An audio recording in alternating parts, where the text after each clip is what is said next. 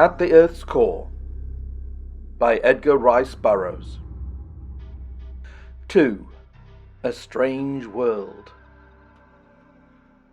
I was unconscious little more than an instant, for as I lunged forward from the crossbeam to which I had been clinging and fell with a crash to the floor of the cabin, the shock brought me to myself. My first concern was with Perry. I was horrified at the thought that upon the very threshold of salvation he might be dead. Tearing open his shirt, I placed my ear to his breast. I could have cried with relief. His heart was beating quite regularly. At the water tank, I wetted my handkerchief, slapping it smartly across his forehead and face several times. In a moment, I was rewarded by the raising of his lids. For a time, he lay wide-eyed and quite uncomprehending. Then his scattered wits slowly foregathered, and he sat up, sniffing the air, with an expression of wonderment upon his face. "Why, David," he cried at last, "it's air, as sure as I live. Why, what does it mean? Where in the world are we? What has happened?" "It means that we're back at the surface, all right, Perry," I cried. "But where, I don't know. I haven't opened her up yet. Been too busy reviving you. Lord, man, but you had a close squeak." "You say we're back at the surface, David? How can that be? How long have I been unconscious?" "Not long. We turned in the ice stratum. Don't you recall the sudden whirling of our seats? After that, the drill was above you instead of below. We didn't notice it at the time, but I recall it now." "You mean to say that we turned back in the ice stratum, David? That is not possible. The prospector cannot turn unless its nose is deflected from the outside by some external force or resistance. The steering wheel within would have moved in response. The steering wheel has not budged, David, since we started. You know that." I did know it. But here we were, with our drill racing in pure air, and copious volumes of it pouring into the cabin. "We couldn't have turned in the ice stratum, Perry, I know as well as you," I replied. "But the fact remains that we did, for here we are this minute at the surface of the earth again, and I'm going out to see just where." "Better wait till morning, David. It must be midnight now." I glanced at the chronometer. 12:30. We've been out 72 hours, so it must be midnight. Nevertheless, I am going to have a look at the blessed sky that I had given up all hope of ever seeing again." And so saying, I lifted the bars from the inner door and swung it open. There was quite a quantity of loose material in the jacket, and this I had to remove with a shovel to get at the opposite door in the outer shell. In a short time I had removed enough of the earth and rock to the floor of the cabin to expose the door beyond. Perry was directly behind me as I threw it open. The upper half was above the surface of the ground. With an expression of surprise, I turned and looked at Perry. It was broad daylight without. "Something seems to have gone wrong, either with our calculations or the chronometer," I said. Perry shook his head. There was a strange expression in his eyes. "Let's have a look beyond that door, David," he cried. Together we stepped out to stand in silent contemplation of a landscape at once weird and beautiful. Before us, a low and level shore stretched down to a silent sea. As far as the eye could reach, the surface of the water was dotted with countless tiny isles, some of towering, barren, granitic rock, others resplendent in gorgeous trappings of tropical vegetation, myriad starred with the magnificent splendor of vivid blooms. Behind us rose a dark and forbidding world of giant arborescent ferns, intermingled with the commoner types of a primeval tropical forest. Huge creepers depended in great loops from tree to tree. Dense underbrush overgrew a tangled mass of fallen trunks and branches. Upon the outer verge we could see the same splendid colouring of countless blossoms that glorified the islands, but within the dense shadows all seemed dark and gloomy as the grave. And upon all the noonday sun poured its torrid rays out of a cloudless sky. "Where on earth can we be?" I asked, turning to Perry. For some moments the old man did not reply. He stood with bowed head, buried in deep thought. But at last he spoke. "David," he said, "I'm not sure that we are on Earth." "What do you mean, Perry?" I cried. "Do you think that we are dead and this is heaven?" He smiled, and turning, pointed to the nose of the prospector protruding from the ground at our backs. "But for that, David, I might believe that we were indeed come to the country beyond the Styx. The prospector renders that theory untenable. It certainly could never have gone to heaven. However, I am willing to concede that we actually may be in another world from that which we have always known. If we are not on Earth, there is every reason to believe that we may be in it." "We may have quartered through the earth's crust, and come out upon some tropical island of the West Indies," I suggested. Again Perry shook his head. "Let us wait and see, David," he replied, "and in the meantime suppose we do a bit of exploring up and down the coast. We may find a native who can enlighten us." As we walked along the beach, Perry gazed long and earnestly across the water. Evidently he was wrestling with a mighty problem. "David," he said abruptly, "do you perceive anything unusual about the horizon?" As I looked, I began to appreciate the reason for the strangeness of the landscape that had haunted me from the first with an elusive suggestion of the bizarre and unnatural. There was no horizon. As far as the eye could reach out, the sea continued, and upon its bosom floated tiny islands, those in the distance reduced to mere specks. But ever beyond them was the sea, until the impression became quite real that one was looking up at the most distant point that the eyes could fathom. The distance was lost in the distance. That was all. There was no clear-cut horizontal line marking the dip of the globe below the line of vision. "A great light is commencing to break on me," continued Perry, taking out his watch. "I believe that I have partially solved the riddle. It is now 2 o'clock. When we emerged from the prospector, the sun was directly above us. Where is it now?" I glanced up to find the great orb still motionless in the centre of the heaven. And such a sun! I had scarcely noticed it before. Fully thrice the size of the sun I had known throughout my life, and apparently so near that the sight of it carried the conviction that one might almost reach up and touch it. "My God, Perry, where are we?" I exclaimed.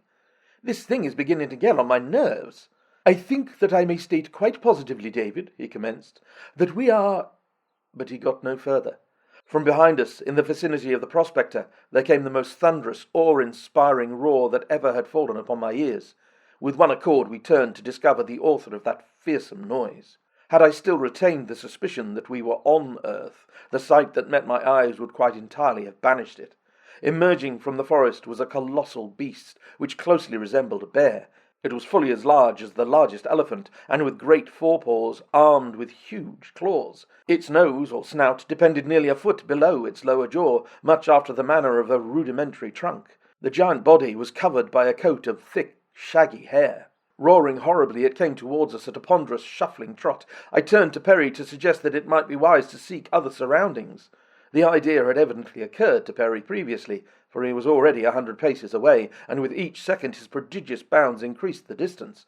I had never guessed what latent speed possibilities the old gentleman possessed.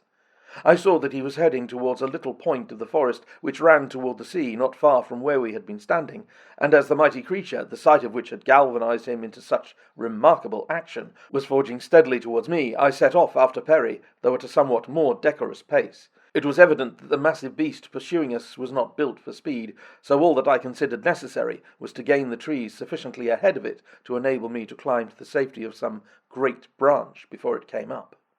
Notwithstanding our danger, I could not help but laugh at Perry's frantic capers as he essayed to gain the safety of the lower branches of the trees he had now reached.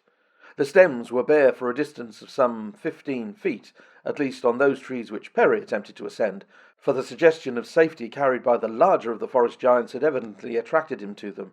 A dozen times he scrambled up the trunks like a huge cat, only to fall back to the ground once more, and with each failure he cast a horrified glance over his shoulder at the oncoming brute, simultaneously emitting terror-stricken shrieks that awoke the echoes of the grim forest. At length he spied a dangling creeper about the bigness of one's wrist, and when I reached the trees he was racing madly up it, hand over hand. He had almost reached the lowest branch of the tree from which the creeper depended, when the thing parted beneath his weight, and he fell sprawling at my feet. The misfortune now was no longer amusing, for the beast was already too close to us for comfort. Seizing Perry by the shoulder, I dragged him to his feet, and rushing to a smaller tree, one that he could easily encircle with his arms and legs, I boosted him up as far as I could, and then left him to his fate, for a glance over my shoulder revealed the awful beast almost upon me. It was the great size of the thing alone that saved me.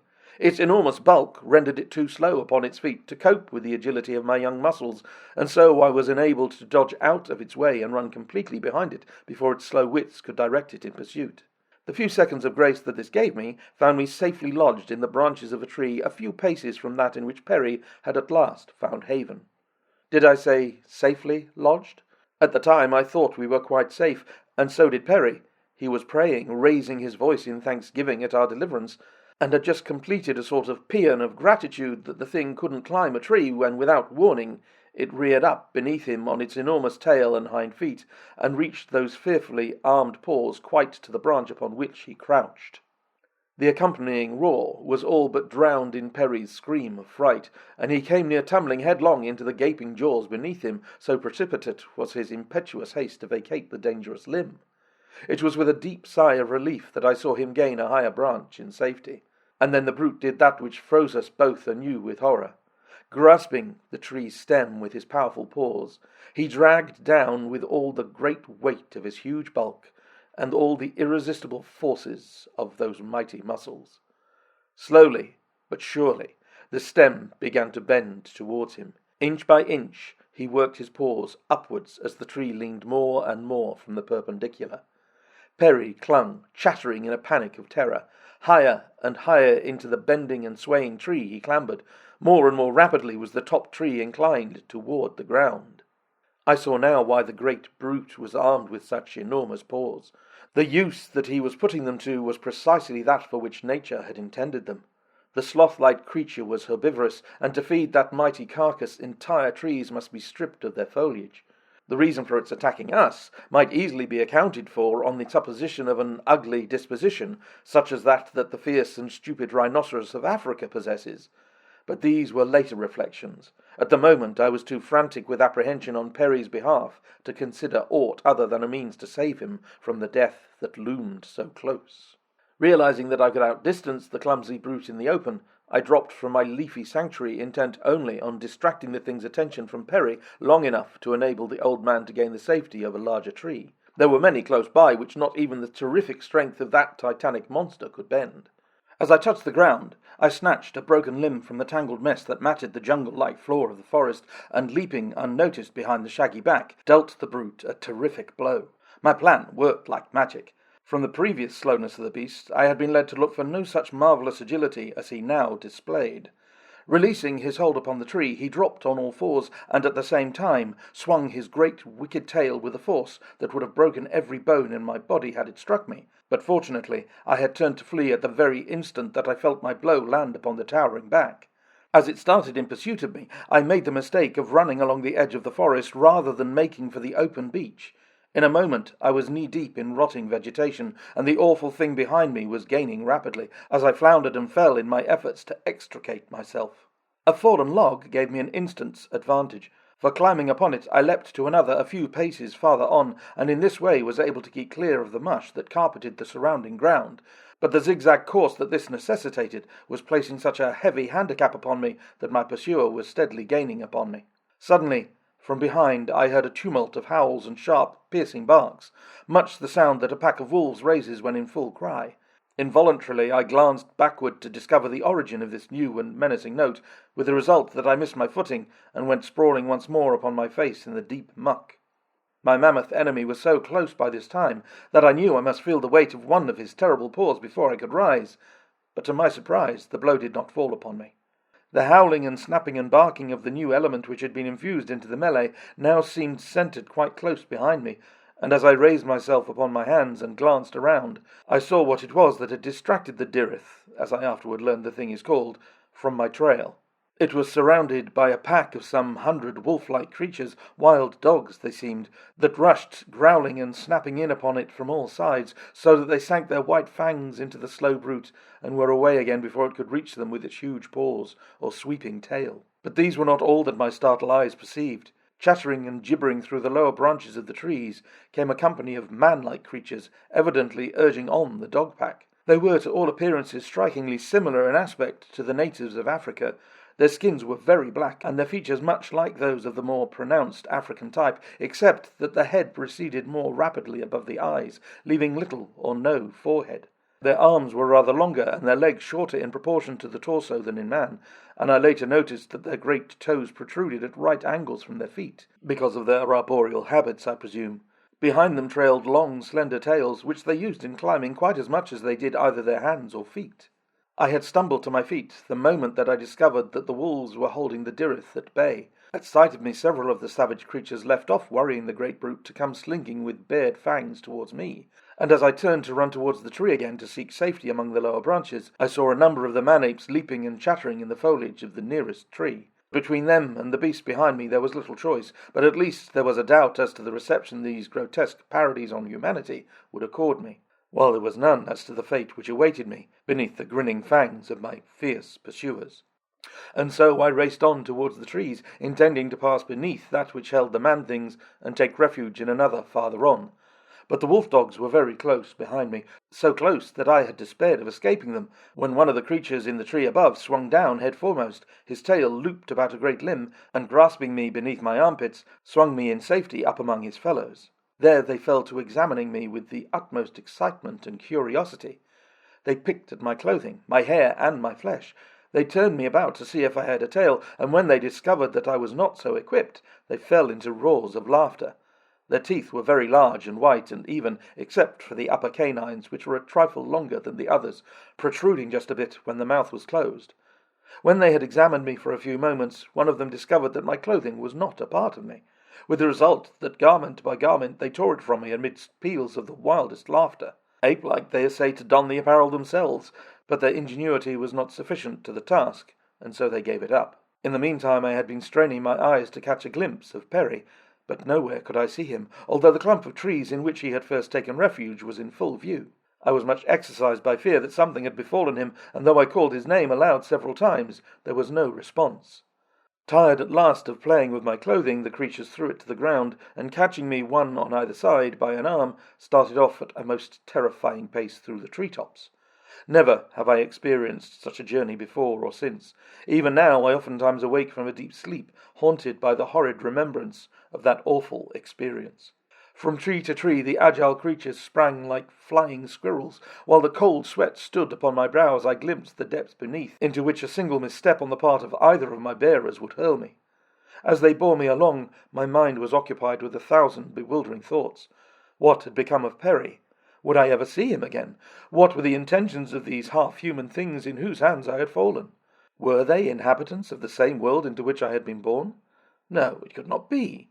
But yet, where else? I had not left that earth, of that I was sure. Still neither could I reconcile the things which I had seen to a belief that I was still in the world of my birth. With a sigh, I gave it up.